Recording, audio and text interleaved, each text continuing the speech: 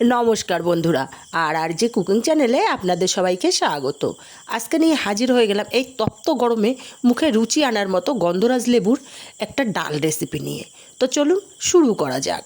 প্রথমেই আমি একটা প্রেশার কুকার নিয়েছি, আর এখানে নিয়েছি বেশ কিছুটা খেসারির ডাল। আমি খেসারির ডাল দিয়ে করছি, আপনারা যে কোনো ডাল দিয়ে করতে পারেন। ডালটা খুব ভালো করে ধুয়ে প্রেশার কুকারে দিয়ে দিলাম। আর দেবো এখানে চাল কুমড়ো, আমি ছোটো টুকরো করে কেটে নিয়েছি, আপনারা লাউটাও দিয়েও করতে পারেন। চাল কুমড়োগুলো দিয়ে এখানে 4টে চেরা কাঁচা লঙ্কা দিলাম ঝালের জন্য, হাফ চামচ লবণ, হাফ চামচ হলুদ দিলাম। দেবো পরিমাণ মতো জল। জলটাকে দিয়ে প্রেশার কুকারের ঢাকনাটা বন্ধ করে আমি 2টো সিটি দিয়ে ডালটাকে সেদ্ধ করে নিয়েছি। এখন ডালটা আমি আপনাদের দেখিয়ে দিচ্ছি। ডালটা সেদ্ধ হয়েছে কিন্তু গলে যায়নি, আবার চাল কুমড়োগুলো গলে যায়নি। এই পর্যায়ে আমি এখানে ফুটন্ত গরম জল দিয়ে দেব। অবশ্যই ফুটন্ত গরম জল ব্যবহার করতে হবে। একটু নাড়াচাড়া করে মিশিয়ে এক সাইডে রেখে দেব। এদিকে উনুনে একটা কড়াই বসিয়ে আমি এখানে তেল দিয়ে দিলাম। তেলটা গরম হলে বেশ কিছুটা উচ্ছে দিয়ে দিলাম। খুবই সামান্য একটু লবণ আর সামান্য একটু হলুদ দিয়ে উচ্ছেগুলোকে নাড়াচাড়া করে বেশ লাল লাল করে উচ্ছেগুলোকে ভেজে নিয়েছি।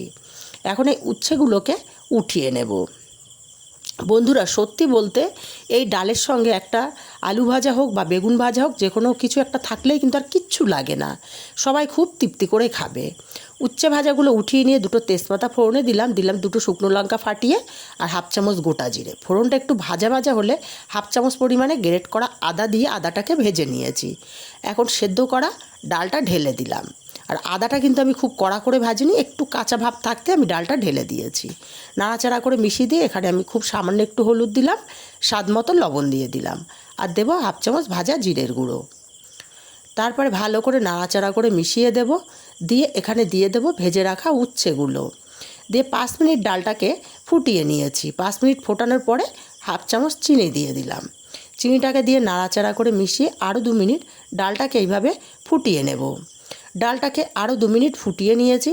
ডালটা আমার পারফেক্টভাবে রেডি হয়ে গেছে। এখন ডালটাকে আমি নামিয়ে নেব। ডালটা সরাসরি আমি আলাদা পাত্রে নিয়ে নিচ্ছি। রেসিপিটা কেমন লাগলো কমেন্ট করে জানাতে ভুলবেন না। ভালো লাগলে কাছের আত্মীয় স্বজন বন্ধুবান্ধবের কাছে শেয়ার করতে ভুলবেন না, আর একটা লাইক দিতে ভুলবেন না। ডালটা আলাদা পাত্রে নেওয়ার পরে একটা গন্ধরাজ লেবুর টুকরো দিয়ে দিলাম। 5 মিনিট পর ডালটা পরিবেশন করব।